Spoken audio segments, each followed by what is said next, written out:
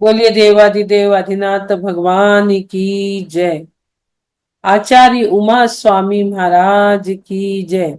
आचार्य गुरुवर विद्यासागर जी महाराज की जय। अभिनव आचार्य परम पूज्य 108 समय सागर जी महाराज की जय हो, जय हो, जय हो। मंगलाचरण।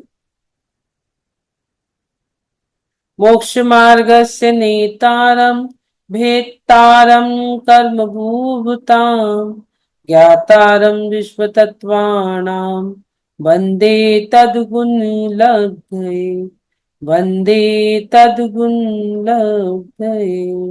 बोलिए द्वादशांग जिनवानी माता की जय हो, जय हो, जय। हम चल रहे हैं 9वें अध्याय की ओर। हमने परसों से तत्वाल सूत्र, मोक्ष शास्त्र जिसे कहते हैं, आचार्य उमा स्वामी द्वारा विरचित साधवाद नाम के एक साधक के क्वेश्चन के आंसर में पूरा ग्रंथ की रचना, नरक निगोज से लेकर मोक्ष तक की रचना, इतने कम सूत्रों में इतना अगाध जिनवानी माँ का वर्णन, द्वादशांग जिनवानी का वर्णन एक छोटे से सूत्र के माध्यम से बताया गया है। उसी क्रम में 9वां अध्याय हमारा आया है। 9वें अध्याय के कल हमने दूसरा सूत्र देखा था, परसों पहला, आज थर्ड सूत्र आएगा। हमने देखा था संवर और निर्जरा तत्व का 9वें अध्याय में वर्णन, जिसमें पहला जो हमारा सूत्र था, आश्रव निरोध संवर, आश्रव का निरोध करना संवर है।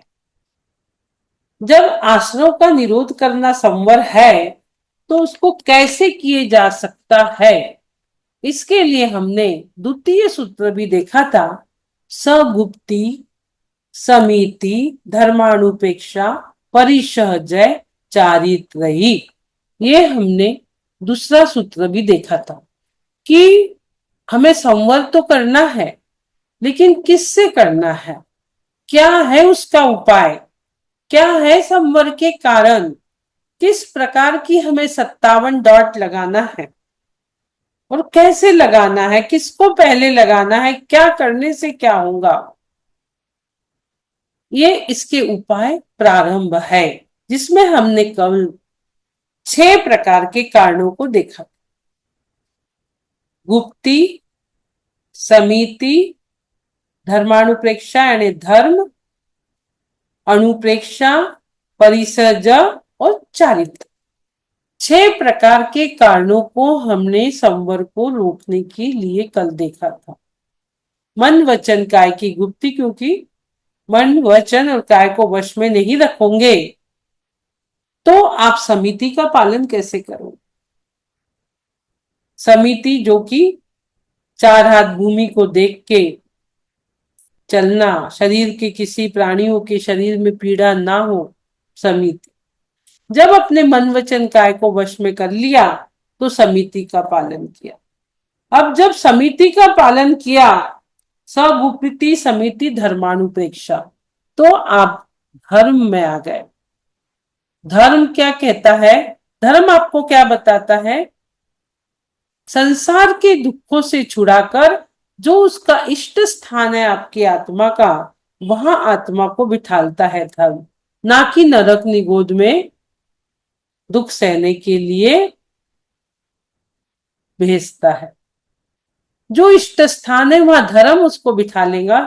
उसके बाद अनुप्रेक्षा, जब आप धर्म में हो गए तो बार बार आप चिंतन करोगे। अनुप्रेक्षा 12 प्रकार की 12 भावना जो है, बार बार संसार शरीर भोगों का चिंतन की ये सब विनाशकारी है, और उपयोग में जो है वो हमारी संवर निजरा, यानी हम जो कर्मों को रोकेंगे वो हमारा उपयोग में है। बार बार हम इस प्रकार का चिंतन करेंगे कि संसार दुखम येन विरक्तम, शरीर दुखम येन विरक्तम, भोग दुखम येन विरक्तम। हम किसी प्रकार की विखता भी नहीं करेंगे। उसके बाद धर्मानुप्रेक्षा परिशह जय चारित्र्य। उसके बाद परिशह, जब आप धर्म में लग जाते हो तो किसी भी प्रकार का परिशह आपको नहीं सताता। हम ध्यान करने बैठ गए, कुछ लिखने बैठ गए, हमें क्षुधा तृषा भूख आदि की कुछ चिंता नहीं रहती। कल हमने बहुत अच्छा बताए थे, मौन के जो शिविर हमारे लग रहे हैं, मौन शिविर में आप परिसहज कर रहे हो। उसके बाद चारित्र्य, जब आप इतना समझोगे, जो द्वादशांक का ज्ञान जिसको आएगा वो मिथ्यात्व का पालन कैसे करेगा, सम्यक्त की ओर तो जाएगा और चारित्र को तो निश्चित ही धारण करेंगे। ये सब चर्चाएं कल हमने बहुत अच्छे से डिटेल में की है। आज हम चल रहे हैं तीसरे सूत्र की ओर। बहुत अच्छा सूत्र है, तपसा निर्जरा चलेंगे, शेयर कर देती हूँ।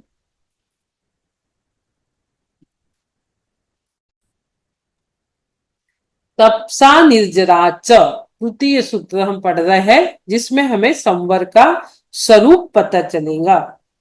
तपसा निर्जराच पढ़िए। तपसा निर्जरा च तपसा निर्जरा च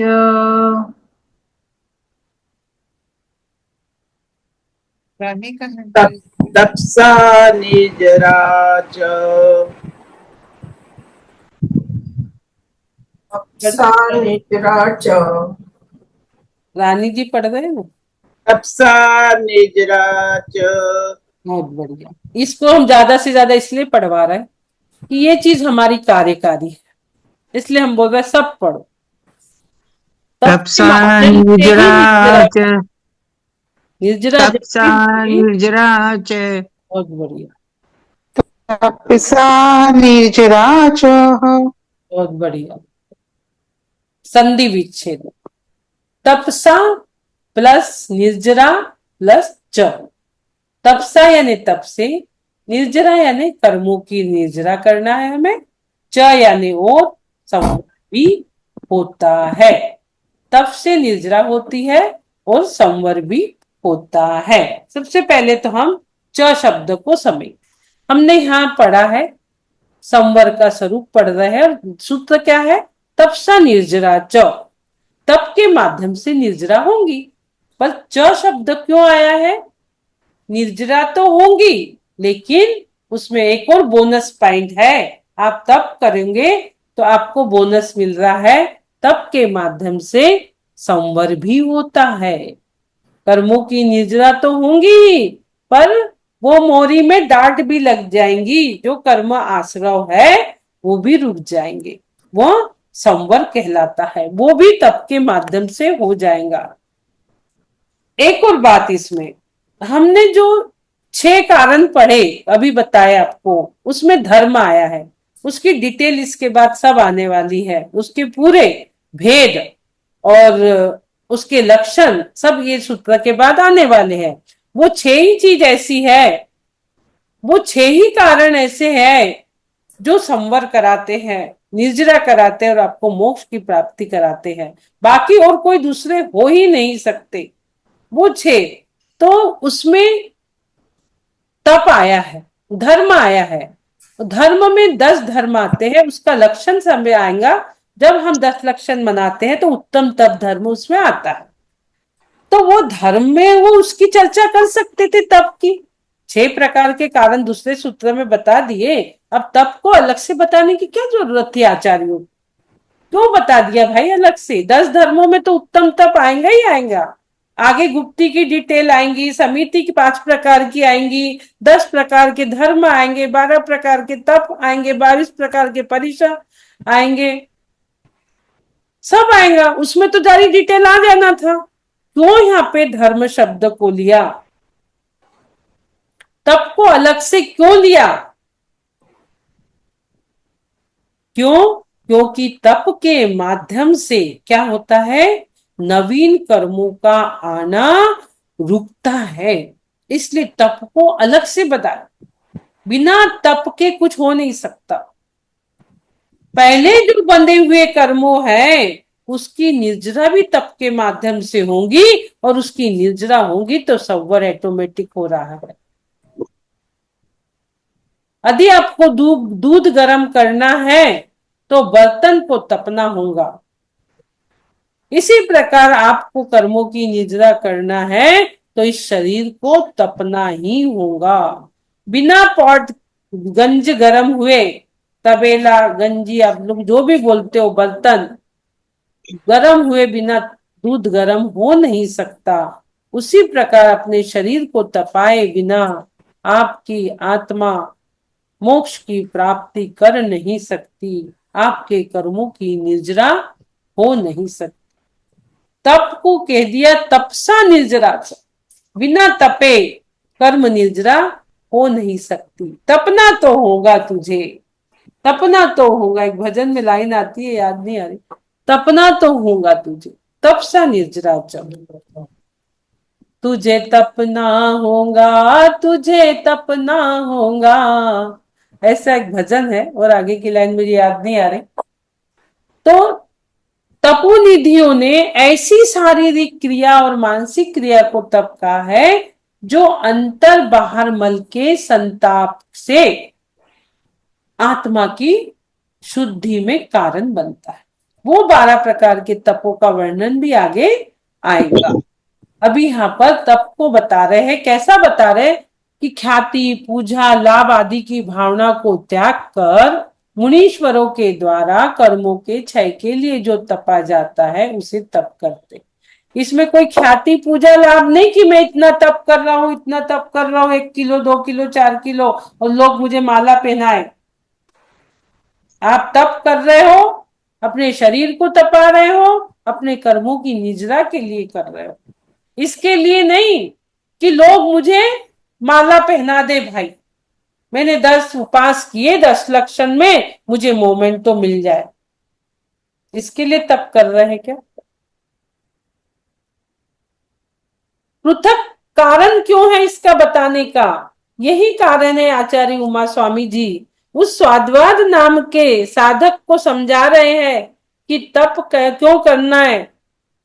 क्योंकि तप के प्रभाव से नए कर्मों का संवर होता है और पूर्व के कर्मों की निर्जरा होती है। तप के प्रभाव से ये सब होता है। और एक बात, तप को सांसारिक अभ्युदयों में भी कारण बताया है। कैसे? स्वर्गाधिक राज्य की भी प्राप्ति तप से ही होगी, स्वर्ग यदि आपको चाहिए तो। तप को प्रधान माना गया है। प्रधान तो कर्मों का क्षय होता है। प्रधान में क्या हो गया? कर्मों का क्षय होना। तप के माध्यम से क्या होता है? कर्मों का क्षय होता है। और कर्मों का क्षय तो हो रहा है, लेकिन एक उसमें हिडन चीज भी है। तब से आप कर्मों का क्षय कर रहे हो, यदि वो पूर्णता को प्राप्त हो गया तो आपको मोक्ष की प्राप्ति होगी, निश्चित है। यदि वो पूर्णता को प्राप्त हुआ, मोक्ष की प्राप्ति होगी। लेकिन पूर्णता को प्राप्त नहीं हुआ तपसा निर्जरात, तो उसमें एक हिडन चीज है, एक बहुत अच्छी चीज छुपी हुई है। क्या छुपा हुआ है? जैसे मान लो खेती में धान्य हम बोते हैं, लेकिन धान्य के साथ हमें थोड़ा सा बहुत सारी पलाल, कचरा या घास, और जब चने निकलते हैं तो हरी धनिया भी आती है अपने आप। ऐसी बहुत सारी चीजें हमें धान्य के साथ मिलती है, जिसे पलाल या प्याल वगैरह उत्पन्न होता है। उसी प्रकार तप अनेक काम करता है। तप भी अनेक काम करता है। जब आप तप कर रहे हो, कर्मों की निजरा हो रही है, परंतु उसकी कर्मों की निजरा की पूर्णता के अभाव में जो राग रूप तरंग से जो पूर्णता नहीं हुई आपकी, तो उसके जो राग रूप तरंग है उससे क्या हो रहा है स्वर्ग आदि वो भोग संपत्ति फल मिलता है। ये आपको बेनिफिट है। तब कर रहे हो, मान लो नहीं भी मोक्ष के, उसकी पूर्णता नहीं हुई, तो स्वर्ग तो मिलेगा, उसकी भोग संपत्ति, उसका फल आपको प्राप्त होगा।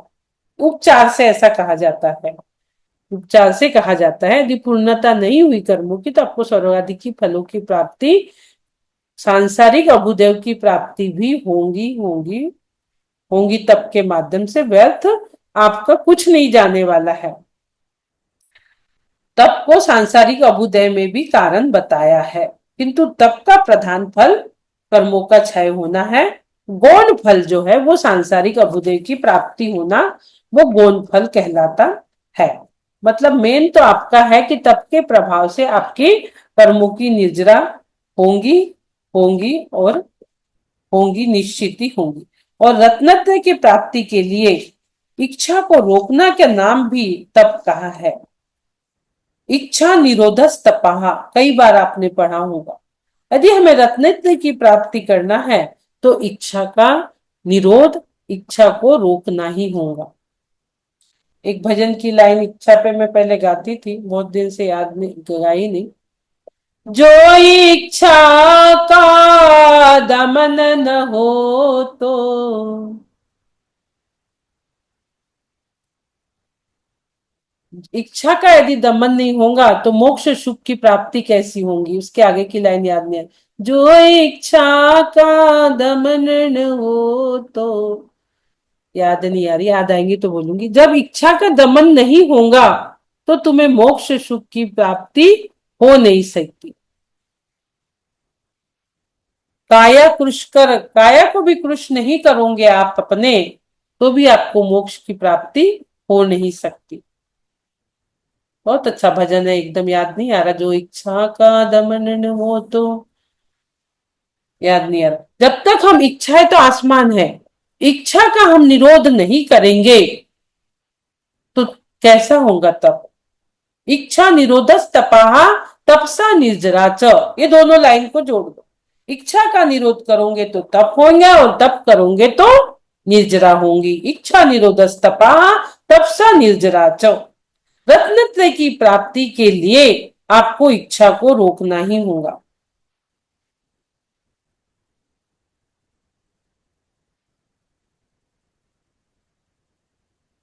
तप निर्जरा का कारण कैसे हो सकता है। एक बात और मन में आ रही है कि ये जो तप है ये निर्जरा का कारण कैसे हो सकता है, क्योंकि वो तो देवेंद्र अभुदेव का कारण, देवेंद्र आदि अभुदेव का कारण कहा गया है। क्यों? क्योंकि एक कारण से अनेक कार्य होते हैं। एक जैसे अग्नि है, अग्नि के अनेक कार्य है, ऐसे ही अग्नि अनेक कार्य करती है ना। वो तप भी देती है, भस्म भी करती है, बहुत सारी चीजें करती है अग्नि। हमारा भोजन भी बन जाता है अग्नि से।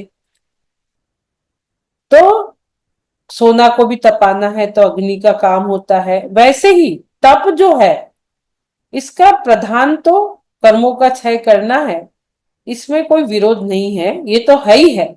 लेकिन हमारी पूर्णता नहीं हो रही है तो उसको सांसारिक अभुज जो अच्छा मिलना है वो तो मिलेगा ही, और स्वर्गादि की भी प्राप्ति इसके साथ हमारी होंगी होंगी और होंगी। हम छोटे छोटे रूप में, अब बात आती है कि तब हम कैसे करें। ये तो सब मुनियों के लिए कहा गया है, लेकिन हम सांसारिक जीव तप को कैसे करें। कई कई लोग क्या करते हैं, शास्त्र पढ़ रहे हैं, बस स्वाध्याय में को ही, स्वाध्याय परम तप, स्वाध्याय भी परम तप तो है ही, लेकिन स्वाध्याय परम तपा, इससे बड़ा तप तो कोई है ही नहीं। कई लोग क्या करते हैं कि तपस्या करने वालों को महत्व भी नहीं देते, तपस्या करने वाले को कोई महत्व नहीं देते, शास्त्र ज्ञान को ही सर्वस्व मान लेते हैं। ऐसा नहीं है। आज के समय में जो तप कर रहा है, क्योंकि बिना तपाए आप मोक्ष नहीं जा सकते। जो हमारे मुनि लोग हैं वो कितनी आराधना, कितना तप, कर्मों की निर्जरा के लिए वो कर रहे हैं। वो पूजनीय है, लेकिन कई लोग उन्हें पूजते नहीं है। पर जब तक आप निर्घंत नहीं बनोगे, तप नहीं करोगे, तो आपके परिणामों में निर्मलता कैसे आएगी? यदि आप तप करना चाहते हो, कर्मों का क्षय करना चाहते हो, तो आपके परिणामों में निर्मलता भी होना चाहिए।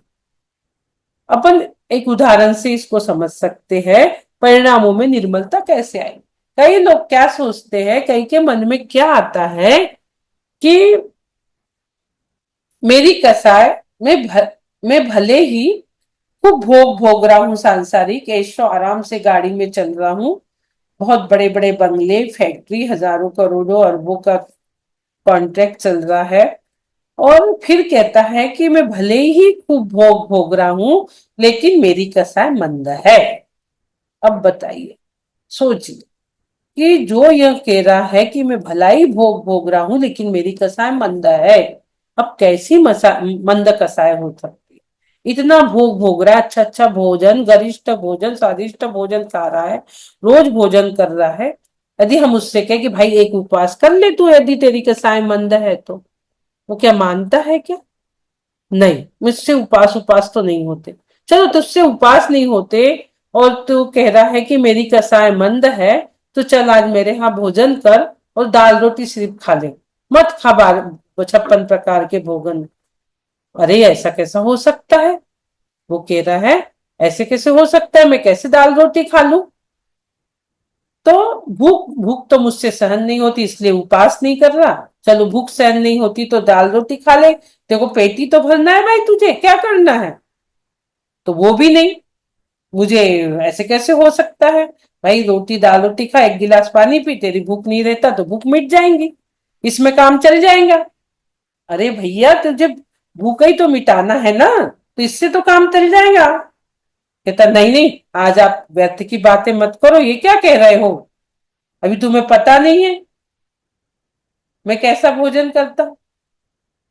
अब ये बताइए, यदि वो व्यक्ति कहता है कि मैं इतना भोग भोग रहा हूं और मेरी कसाय मंद है, ऐसा यदि हम कोई भी सोच रहे हैं, तो हमारी क्या कसाय मंद है क्या? हम कहाँ जा रहे हो?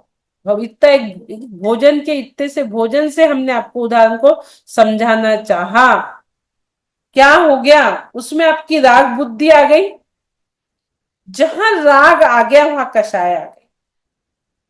भोजन में आपकी राग बुद्धि आई कि नहीं आई? वो गरिष्ठ भोजन कर रहा है, क्या बिना राग के भोजन कर रहा है? उसको दाल रोटी नहीं चल रही है।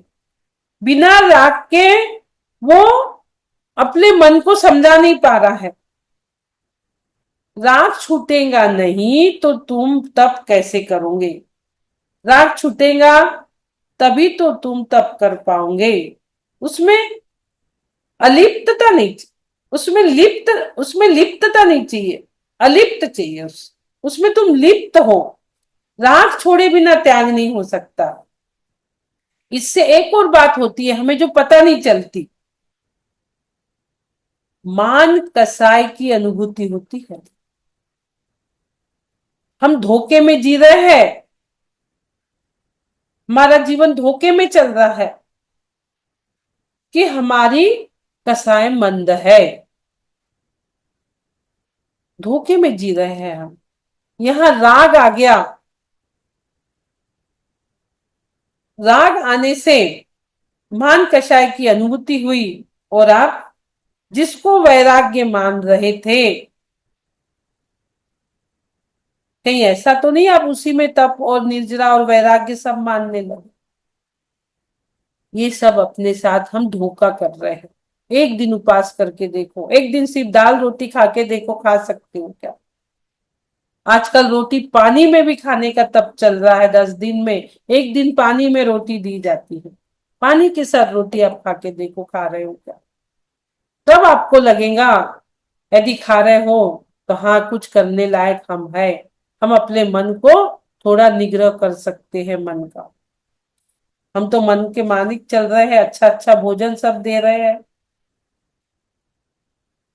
और एक बात आती है कि वैराग्य वह है जिसने 10 उपास कर लिए हो। है ना। हम क्या मानते, हमने 10 उपास कर लिए, वैराग्य बिल्कुल है, लेकिन कैसा है उसको समझने की कोशिश है। हमने एक उपास करे आज अष्टमी का, आज नवमी का, एक हमने कर लिए रवि व्रत का, अष्टानिका का, 10 उपास हमने कर लिए। चलो ठीक है भाई, आप कर रहे हो। यदि उसमें आपकी किसी ने मंदिर में अनुमोदना नहीं की, 10 उपास कर रहे हैं, किसी ने प्रशंसा नहीं की, सबके नाम लिए और एक का नाम छूट गया, पता नहीं था कि ये भी 10 उपास कर रहे हैं, उसका नाम नहीं लिया, तो क्या होगा? हो गए 10 उपास खत्म, मान कसाय आ गई, मेरा नाम नहीं लिया गया, आ गई कि नहीं आ गई? यदि उसी समय आप ऐसा सोचते हो कि मैं लोगों को दिखाने नहीं, लोगों की प्रशंसा के लिए नहीं, मैं अपने आत्म कल्याण की भावना से 10 उपास कर रहा हूं, मेरा नाम तो मुझे लेना ही नहीं है, तब वो जो आनंद आपके अंदर आएगा, नाम नहीं लिया तब भी आप जब जो आनंदित होंगे, आपके अंदर प्रशंसा के भाव, गदगद के भाव होंगे कि मैं मेरे लिए कर रहा हूं, मुझे कोई नाम से कोई मतलब नहीं, मैंने तो त्याग किया है आनंद के लिए। ये उसके भीतर जब आनंद आएगा वो वैराग्य कहलाएगा कि भलाई कोई मेरा नाम नहीं ले रहा हो, मैंने तो तप अपने आत्मा के लिए किया, अपनी कर्म निर्जरा के लिए किया, तब उसमें आनंद आएगा। यदि आप सोचो कि मैं 10 उपास कर रहा हूं और इसलिए कर रहा हूं कि बढ़िया लास्ट में मैं सबको भोजन कराऊं, मेरी वाह वाह हो, मेरी के लोग लेके आए घर में बहुत सी चीजें, पहले तो बिल्कुल 10 उपास जो करते थे तो मायके से जैसा शादी में चिकट आता है ना, वैसा आता था, 10 उपास करे, साड़ी ये मैं देना, वो देना, वो देना। अरे भाई, इसके लिए तूने 10 उपास किया है क्या अपनी प्रशंसा के लिए? जितना किया सब बह गया, पानी में चला गया, गई भैंस पानी में। समझ रहे हो सुमंगला जी, किरण जी, समझ रहे हो बात? जी हाँ जी, हाँ जी, हाँ एकदम जी, सब सही समझ बात में है, आ रहा बहुत है। जरूरी है। ओके। समझ ठीक। रही है बात? समझ रही? बहुत हम्म, ही नहीं अच्छा, लग रहा? बहुत ही अच्छा समझ में आ रहा है दीदी भाई, एकदम सरल सरल भाषा में समझा रहे हो आप, तो बहुत अच्छा लग रहा है। कठिन तो नहीं लग रहा? नहीं नहीं, बहुत अच्छा लग रहा है। नहीं जी, नहीं नहीं जी। आपके घर में मान लो बहुत कठिन सारी लगने की संपत्ति है, जगह बात का मर्म समझ में आ रहा है कि क्या करते हैं। अधिकतर होता यही है, हम उपवास करते हैं, ये करते हैं, मंदिर में इसको बताते हैं, उनको वो सब किया जाता है, ठीक है, वो सब है। लेकिन आपने बिल्कुल सही कहा कि जब किसी एक का नाम नहीं लिया जाता है तो वो हमेशा क्या, अरे मेरा तो नाम ही नहीं लिया। इसके लिए एक उदाहरण दूंगी। अपनी गुवाहाटी सेंटर की पिंकी पांड्या जी है, उनके मिस्टर जयप्रकाश जी, जो वहां पे बड़ा गांव में या अरियनगिरी में कहीं आए थे, अरियनगिरी में आए थे ना। हाँ हाँ हाँ, जयप्रकाश जी, हाँ। उनका आपने प्रवचन भी सुना होगा। तो जयप्रकाश जी ने इस साल 10 उपास किए थे। अच्छा। 10 उपास, बहुत सारे लोग, गुवाहाटी बहुत आगे है, 35-40 लोग 10 उपास करते होंगे कम से कम, 16 कारण भी करते होंगे और ज्यादा ही लोग करते होंगे। गुवाहाटी बहुत बड़ा, बहुत जैन लोग हैं तो, और धर्म भी बहुत है। उनने 10 उपास किए, किसी को नहीं बताया 10 दिन, पिंकी को भी मना किया था किसी को तुम बताओगे। लास्ट दिन कुछ पता चला, लोग नाम पुकार रहे, वो मंदिर से उठ के बाहर बाहर चले गए। ये कहलाता है 10 उपास करना, वैराग्य करना, अंदर में तप करना, कर्मों की क्षय करना, कि किसी को बताना नहीं है मैंने 10 उपवास किए, 10 दिन तक पता नहीं चला, लास्ट में किसी ने पता कर लिया या पता चली जाता है तो वो वहां बैठे नहीं स्वागत कराने, अपनी प्रशंसा सुनने, उठ के चले गए। सब पुकार रहे, जयप्रकाश जी, पंडित जी, भाई साहब कहाँ पे है? पंडित जी तो कहा जाता है उन्हें, भैया जी कहा जाता है। उठ के चले गए, हमने प्रशंसा नहीं सुननी थी, हमने अपने आत्म कल्याण के लिए 10 उपास किए। हमें तप जो करना है हमारे आत्म कल्याण के लिए कर रहे हो, लोगों को दिखाने के लिए नहीं कि लोग हमें हमारी प्रशंसा करे और रोज मंदिर में अनुमोदना हो, अनुमोदना अनुमोदना, जय प्रकाश जी की, अर्चना जी की, सुमन जी की, सुमन नहीं, अरे भाई, तूने अपने कर्मों का क्षय करने के लिए उपवास किया है, ना कि लोगों को दिखाने के लिए। तू उसमें प्रशंसा में मत जा, अपनी आत्मा के अंदर आनंद में जा। आनंद आनंद आनंद की अनुभूति ले कि वो 10 उपवास में तेरे परिणाम कैसे चल रहे हैं। यदि तेरे परिणाम शुद्ध नहीं चले तो, परिणामों में निर्मलता नहीं आई तो, परिणामों में निर्मलता तुमको ध्यान से आए, हो सफल हमारा जीवन, प्रभु दर्शन मिल जाए। प्रभु दर्शन से तेरा सफल जीवन बनाने और तुझे परिणामों में निर्मलता लाने के लिए तूने 10 उपवास किए, इसका भाव आना चाहिए।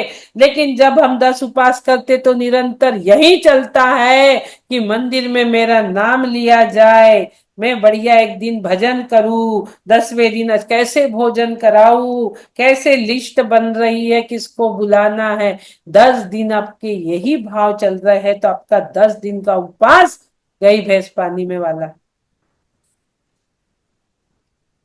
सोचो, विचार करिए, चिंतन करिए इस पर कि हम हमारे कर्म क्षय के लिए जो चीज कर रहे, दुनिया को दिखाने के लिए हम करेंगे, पुनः आप कर्म में बंध गए। जिस प्रकार चंदन का पेड़ रहता है, उसमें जो फूल का गुच्छा रहता है, एक फूल, दूसरा फूल, तीसरा फूल, चौथा फूल, इस प्रकार से 10 दिन में आपने तप के लिए किए, लेकिन तनिक भी भाव आपका प्रशंसा में चला गया, यश नाम कीर्ति में चला गया कि मेरा यश नाम हो, बैनर बने और वहां लगे और मैं इतनी प्रभावना बांटू और लोगों को ऐसा बुलाऊ, 16 उपवास किए, 32 उपवास किए, तो आप सोचिए, जो एक फूल, 2 फूल, 3 फूल का बुके बनता है, ऐसे आपके अशुभ कर्मों का बुके बन गया और वो बुके जाके सबकॉन्शियस माइंड में बैठ गया।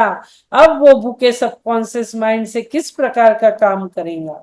जब जब आप तप करोगे तब तब वो काम करेगा। इसलिए बड़े परिणामों की संभाल करके तप करना है आपको, अपने परिणामों की संभाल आपको करना है। मान लो आपके घर में बहुत सारी संपत्ति है, फिर लोग कहे, आपको गरीब मानते हैं कि एक कहा जाता है कि कथड़ी ओढ़ के घी खाता है, बहुत सारी संपत्ति है और वो गरीब गरीब कहे उसे, तो गरीब मान सकते हैं, तब आप प्रसन्न हो। यदि आपके पास खूब सी संपत्ति और लोग आपको गरीब माने तो आप उसमें प्रसन्न हो, मान लो आप मुझे प्रसन्न हो रहे हैं। ऐसा क्यों हो रहा है, प्रसन्न क्यों हो रहा है, क्या मतलब है इसको बताने का? क्योंकि डाका पड़ सकता है, रेड पड़ सकती है सीबीआई की, इसलिए जो है सो है, ठीक है भाई, हमें कुछ दिखावा नहीं करना इतनी संपत्ति होने के बाद भी।